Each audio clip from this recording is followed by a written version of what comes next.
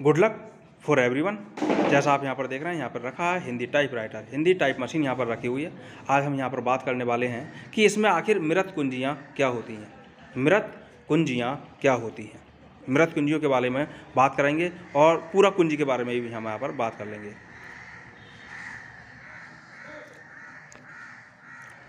थोड़ा आप देखेंगे, थोड़ा सा ऐसा फोकस करो जो कि पूरा दिखाई दे, पूरी मशीन दिखाई दे।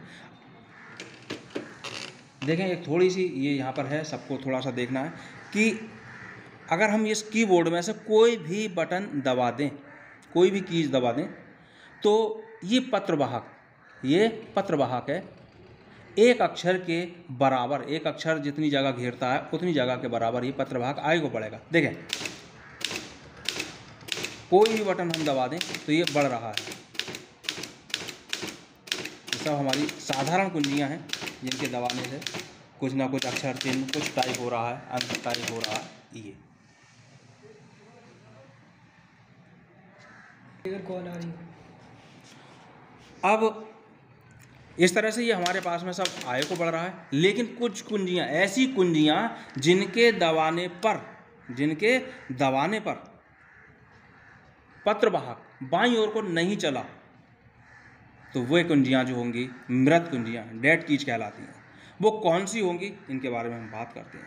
देखें और ध्यान दें, एक इस बटन को हम दबा रहे हैं, नहीं बढ़ रहा है। देखो, पत्रवाहक नहीं बढ़ रहा है। इसको लगा रहे हैं, नहीं बढ़ रहा है। ये नहीं बढ़ेगा, इससे भी नहीं बढ़ेगा, इससे भी नहीं बढ़ा है। देखें, देखते जाएं, आप यहाँ पर देख रहे हैं, यह नहीं बढ़ रहा है। ये तो ये जो कुंजियाँ हो गई, ये मृत कुंजियाँ हो गई हैं। तो इस तरह से आपने देख लिया, एक ये बटन है, इसमें हमारे पास में ये मृत कुंजी हैं, ये दो मृत कुंजी हैं, ये दोनों मृत कुंजी हैं, ये दोनों मृत कुंजी हैं। इस तरह से कुल मिलाकर के 7 जो हैं ये हमारे पास मृत कुंजियां हैं। इनके दबाने से पत्रवाहक एक अक्षर के बराबर आयु को नहीं बढ़ता है, यानी बिल्कुल ही आयु को नहीं बढ़ेगा।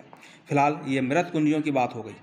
इसमें एक पूरक कुंजी भी होती है। अब वो पूरक कुंजी कौन सी होती है, ज़रा वो देखेंगे। पहले हम यहाँ पे पूरक कुंजी, यानी ऐसी कुंजियाँ जो अधूरे अक्षर को पूरा कर रही हों, वे कुंजी पूरक कुंजी कहलाती हैं।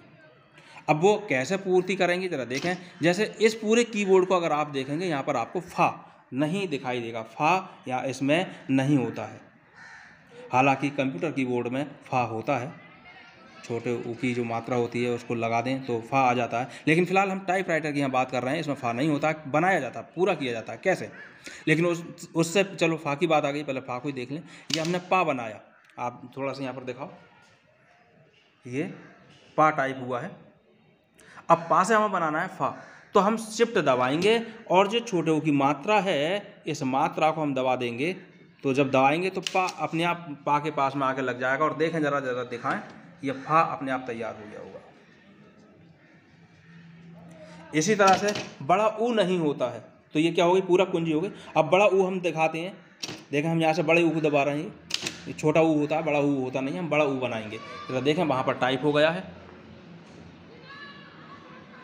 अब शिफ्ट दबाकर हम इस बटन को देखें, ये वाला बटन कीबोर्ड में माँ वाली जो पंक्ति है, द्वितीय पंक्ति, इसमें से पहला बटन है, इसको हम दबा रहे हैं और ये वहाँ जा करके लग जाएगा। अब जरा दिखाएं, वहाँ पर बड़ा ऊ जो है हमारा तैयार हो गया है। इस तरह से ये हमारे पास तैयार हो। ये क्या है, ये पूरक कुंजी है। इसके अलावा अब अधूरे अक्षर होते हैं, जैसे कीबोर्ड की तरफ को थोड़ा दिखाएं। ये था है, शिफ्ट दबा करके हम इसको ले लेंगे। ये हमने था टाइप किया है, देखें आधा टाइप हुआ है, जरा दिखाएं, आधा है।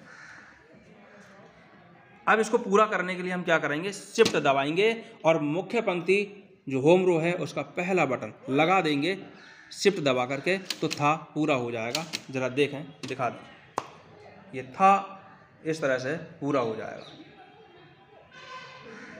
तो ये होती हैं पूरक कुंजियाँ। इसमें पूरक कुंजियाँ हमारे पास में 2 कुंजियाँ पूरक कुंजियाँ हो गई हैं। मुख्य पंक्ति का पहला बटन, और अब ये पूरक में भी आएंगी और मृत में भी आएंगी, क्योंकि इनके दबाने पर पत्रवाहक नहीं बढ़ेगा। आज के लिए इतना, फिर मिलेंगे, जल्द मिलेंगे एक नई जानकारी के साथ।